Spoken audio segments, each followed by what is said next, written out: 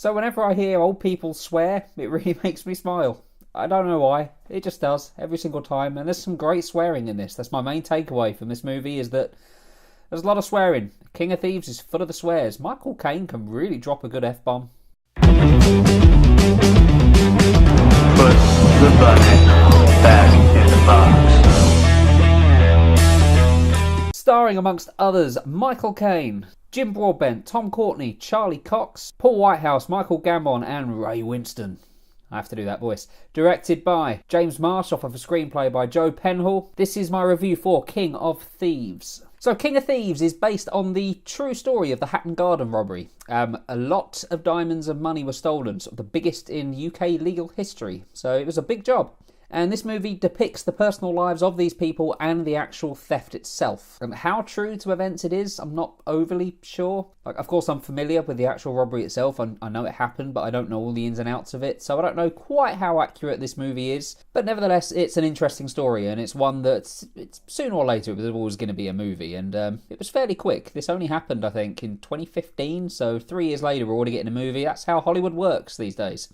So the movie itself then, it gets by with its cast. It's a very good, strong cast. I enjoy all of them. I've enjoyed all of them in numerous roles. Ray Winstone, I could hear that man talk. Same with Michael Caine, actually, for ages. I could just quite happily listen to the two of them go at it. And as I said in the intro, hearing them swear is wonderful. There's F-bombs, there's C-bombs, like they don't care. They'll just drop the swear words left, right and centre, and it really makes them kind of an interesting group to watch. The interactions between them are always great fun, and I like each of these as characters as well. Like, they work for the most part. Michael Caine is a perfect choice to lead this.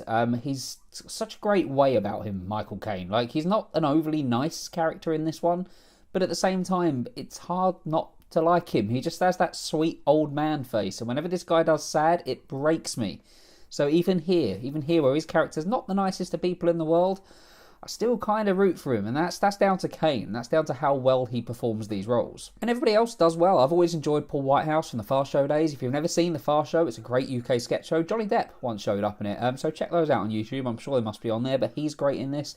Everybody is really. Tom Courtenay perhaps surprised me the most because he is a very sinister character. And I may have naively forgotten how well he can do sinister and scary, because he's terrifying at moments in this, like absolutely terrifying. And I wasn't expecting that. I wasn't expecting to feel intimidated by some of these characters, but I did. Charlie Cox is great as well. He's the youngest of the crew here, and it's hard not to see him as Daredevil now because he's so ingrained in that role for me, but he plays a very different role here, an almost nervy, shy type role, but he does it very, very well. In fact, of all of the main cast, there's nobody that I can pick any flaws with at all. They all sort of do what they need to do. And as I say, this movie is a lot more memorable just because of the cast of actors that they've assembled, because the actual film itself does have quite a few problems. And number one is its pacing. It feels very, very slow. This was the biggest heist in UK history. It should be an exciting movie, but it's not for the most part. Even the actual heist itself that we see doesn't have any urgency really to it. And it's kind of a detriment to the fact that this took place over a couple of days in real life. Like, they had Easter weekend to do it, but telling it that way, it doesn't feel like we're watching anything exciting. It doesn't feel like it's anything that's big enough to warrant a movie out of it. But there's a couple of problems that they encounter along the way on this heist, and the heist is quite early on, by the way, and maybe that's another problem with the movie, that it kind of gets that out of the way fairly quickly. But it's nothing major. I was never feeling tense while I was watching it. I was never sort of waiting for something to go wrong. Like, there's even a moment with an alarm that's, yeah, it didn't have any kind of effect. It didn't make me nervous for these characters at all. It was all very by the numbers in a way. And while I've said that the characters are good in this, like, they are interesting to watch, they're also problematic as well, because there's so much in this film of people not trusting other people. And it almost becomes a bit of a parody in the end. Like, I get that there's distrust in these ranks. Like, they're all thieves. Like, they're all not the most trustworthy people in the world. And it's almost a running joke at X doesn't trust Y now, B doesn't trust A. Like, nobody trusts each other. But it seems to go round in circles quite a lot. You get one person trusting somebody in one scene and then not the next, and then pretending they trust. It's all very, very silly in places. Like, I do get the joke. These people aren't meant to trust each other, but it could have been done in a better way than it has. It all just feels like people aren't trusting people just for the sake of the script, just because they aren't meant to trust somebody else.